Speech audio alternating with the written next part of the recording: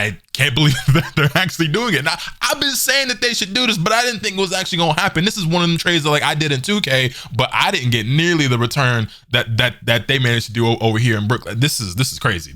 Wow. Okay. So I'm sure you've seen it everywhere by now. It's all over Twitter. I'm a little bit late to the party. That's my fault. While they was making trades in the league, I was making trades in Pokemon with my girl. I'm a nerd. That's neither here nor there. Mikal Bridges to the New York Knicks. I'm sure you've seen the title, the thumbnail, and seen it everywhere else.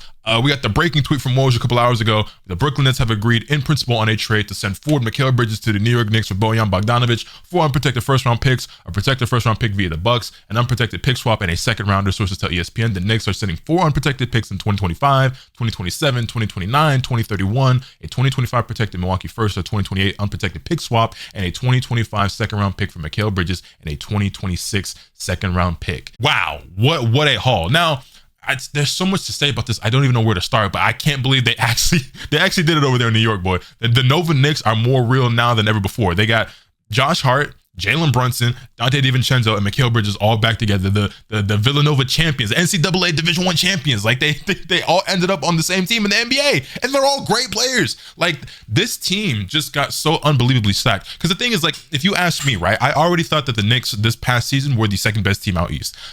You know, we had high expectations for the Bucks with, you know, the Giannis Dame duo from the beginning of the season. That didn't really look that good to me. And I was like, you know, it's new. They got to figure each other out, whatever. And it just kind of never really gelled and came to what we thought it could be on paper. And obviously the Sixers and Joel Embiid's health is a whole thing. And then, you know, it just, to me, the Boston was head and shoulders above everybody else, but the second best team was the Knicks. And the Knicks were on a great run, and they had a great postseason that didn't quite go as far as they probably hoped that it would, because obviously they got eliminated by the Pacers, largely in part due to injuries. But I think if they ran that team back, they still would have had a really good deep run in the playoffs and probably done even better. Maybe actually made it to the conference finals. But now you don't just sit idly on your hands. Okay, we run it back now that we're healthy and things should be better. We could probably even win the chip or at least make it to the finals or whatever, you know, conference finals at the very least, right? No, we're going to get better.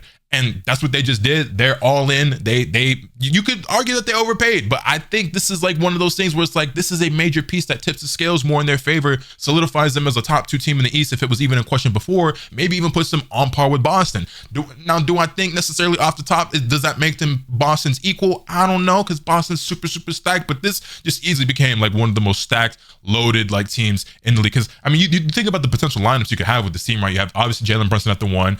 And then you take your pick with like, that's the thing. It's like who even starts for this team? Because you have obviously now you have Jalen Brunson, Josh Hart, DiVincenzo, Mikal Bridges, Julius Randle. They managed to keep. In my head, I was thinking if they were to acquire Mikal Bridges in some random scenario, that Brooklyn was only ever going to do this of like if they were able to get like Julius Randle or something like that. Which I didn't even think that they were going to trade Mikal Bridges in the first place, because they were saying shit like we're not looking to trade Mikal. We're looking to build around him, put pieces around him, whatever. When it's like, okay, well, you're not looking to build around him as like your franchise player, because Mikal Bridges, as great as he is, as valuable as he clearly is, he's not a number 1 option. He's not going to be your 1A on a championship team. He's better off as a second, maybe even a third or fourth option like he was in Phoenix. And there's nothing wrong with that. But I don't know who the Nets thought that they were going to entice or bring over to Brooklyn that was going to want to play alongside. Like Kevin Durant isn't coming back to Brooklyn to play alongside Mikal Bridges. You know, you weren't going to get Steph Curry wanting to come to Brooklyn or LeBron coming to Brooklyn. Joel Embiid, like that was never going to happen. You weren't acquire a mega star to put alongside him that he could be the second option or third option to. That was just always like asinine to me. And, you know, they also turned down 4 first-round picks, I believe, from Memphis, whether that was last deadline or the deadline before or whatever. And I was like, y'all are kind of crazy. Because it's not that I think Mikal Bridges is bad or not valuable, but turning down 4 firsts for a player of his caliber, I'm like, that's pretty good value. But they stood 10 toes down and it ended up working out because now they get 5 firsts. And it's just, wow, I can't really believe it. But going back to what I was saying about like the depth of the Knicks now, you have Jalen Brunson, Mikal Bridges, Josh Hart, Dante DiVincenzo. I assume that they're still going to be able to retain OG Anunoby because Mikal Bridges is on such a great contract. They're still going to have money to pay him. I know OG Anunoby is testing free agency right now, but they're probably still going to keep him. They kept Julius Randle. I don't know what happens with Mitchell Robinson. Isaiah Hartenstein, they're probably not going to be able to hang on to.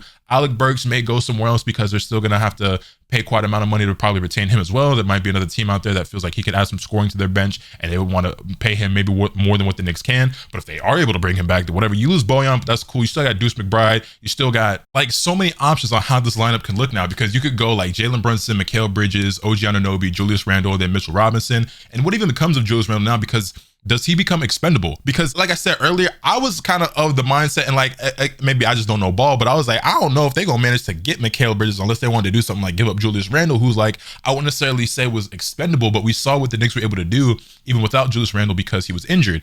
And Julius Randle is an all NBA player. You know, he's really good. Some might argue he's the best player on that team. I would give that title to Jalen Brunson at this point, but like he's really damn good. You know what I mean? So it's like, if they were able to do that without him, and then you add him back, and then you add Mikal Bridges on top of it, it's insane. But also, if you look at it, it's like, well, Mikal Bridges can play 2 through 3. OG Anunoby can play 2 through 4, basically. You can put him at shooting guard, small forward, maybe even some power forward. But if you want to retain Julius Randle, cool, you got him in the starting lineup with Mitchell Robinson, or maybe you run Julius Randle some center minutes, or you trade Julius Randle for a starting center, or like, I don't really know. Like I said, you got options. And then like just Josh Hart and DiVincenzo off the bench, and man, it's a crazy world we living in right now, man. But this also means that the Nets are now in rebuild mode. If we look at this other tweet that came out from Woj, you can see here that another massive deal. Brooklyn has a deal with Houston to return the Nets 2026 first round pick for a 2027 Phoenix Suns first round pick. Sources tell ESPN, and then also the Rockets are acquiring a 2025 swap, whatever. Most importantly in the deal, per sources, Houston relinquishes the right to swap a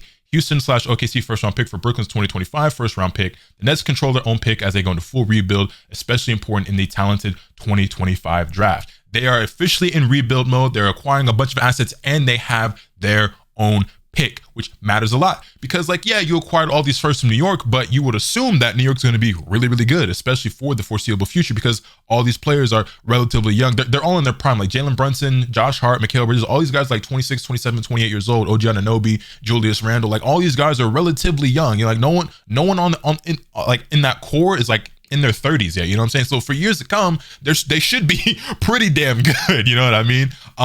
Now that doesn't mean that the picks are completely worthless, but having your own pick matters a lot because as the Brooklyn Nets, you're going to be bad. The 2025 draft is shaping up to be something that's pretty stacked and talented from what I hear. Only player I really know about at this point is Cooper Flag, but I will be doing my due diligence, watching some college hoops this season, and you know, doing my research on everything like that, because I'm looking to get more invested into that, because you know, my priority right now is the NBA. That's where like my expertise, for lack of a better word, because I'm far from expert, lies at the moment. But regardless, that matters so much because we've seen before that Brooklyn doesn't really have necessarily the best luck or the best decision making when it comes to some of the trades and decisions that they made in the past. That front office hasn't necessarily done the best. We all remember the Kevin Garnett, Paul Pierce trade to Brooklyn, and then those picks infamously becoming Boston's, and that's how they acquired or drafted Jason Tatum and Jaylen Brown. And then obviously you have the whole James Harden, KD, and Kyrie situation, and then that kind of flopped, and then Harden to the Sixers, and you get Ben Simmons, and Ben Simmons hasn't really been playing, and like now Ben Simmons is like incredibly overpaid for a player who doesn't really play, and it's been a big mess over there in Brooklyn for a while now. But you ended up getting what was like 4 picks for KD alongside Mikal Bridges and Cam Johnson. Then you also get 5 picks for Mikal Bridges. So that's 9 picks you got from KD. You have Cam Johnson, which by the way, where does Cam Johnson go now? Because he's pretty valuable. I can see him going to a place like Dallas or maybe Sacramento or something like that. He's got to be worth a pick or something.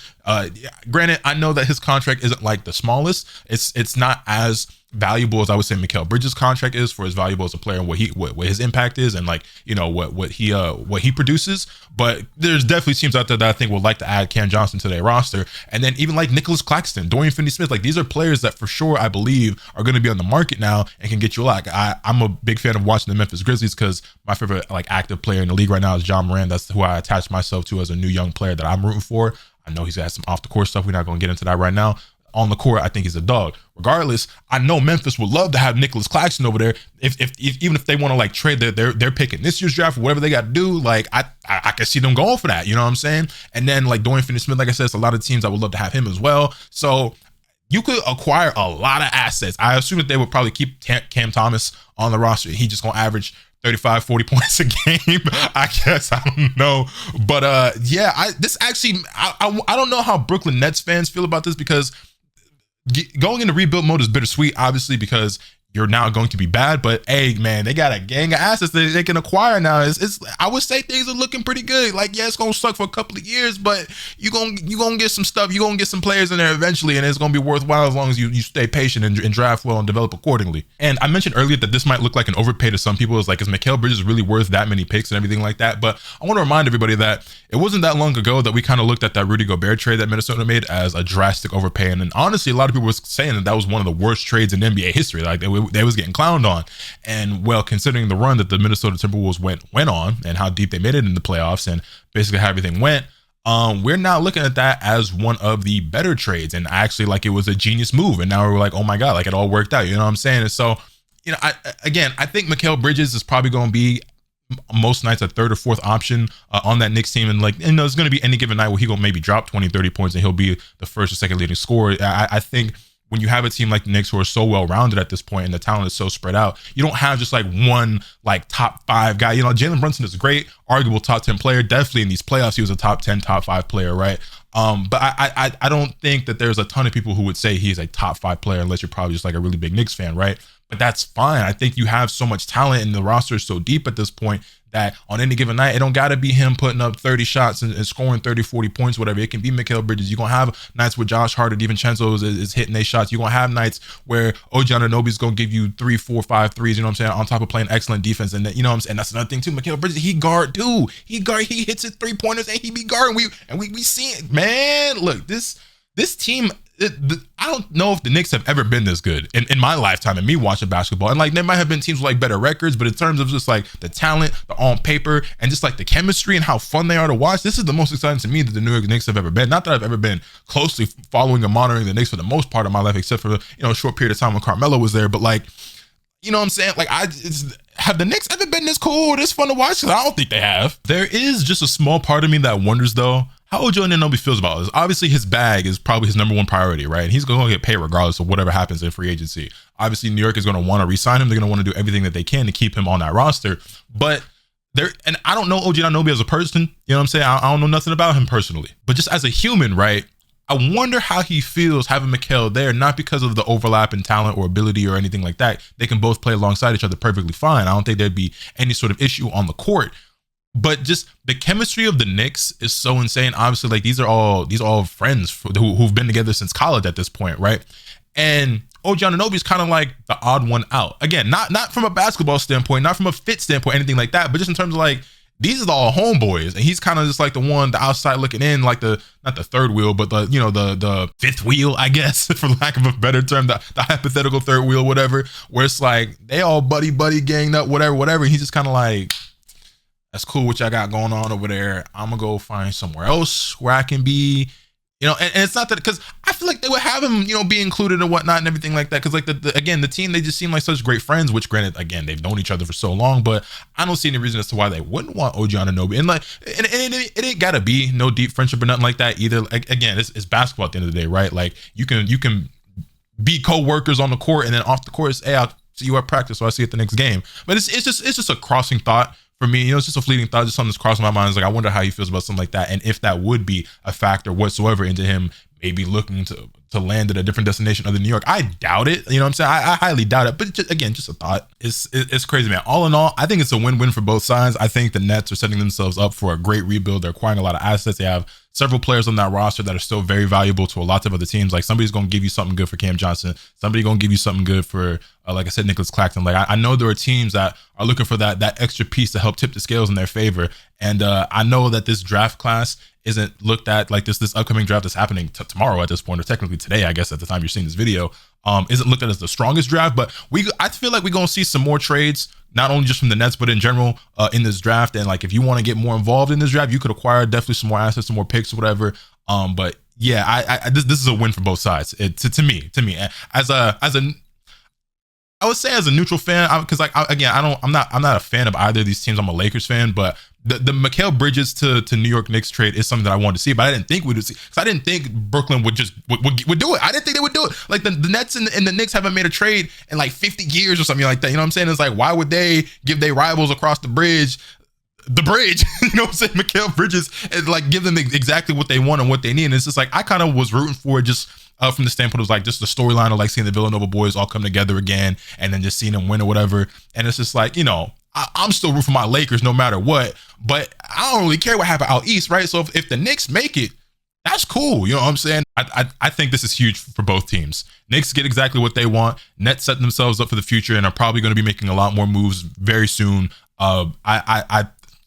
This is, man, the offseason is already hype, man. The offseason is already hype. Y'all let me know your thoughts in the comment section down below. Hit this video with a like if you enjoy it. Subscribe if you haven't already, so you can stay tuned for all this content up and I bring you. With all it being said, it's pretty much off today. Remember, nothing can happen to you. Swing the bat. Later.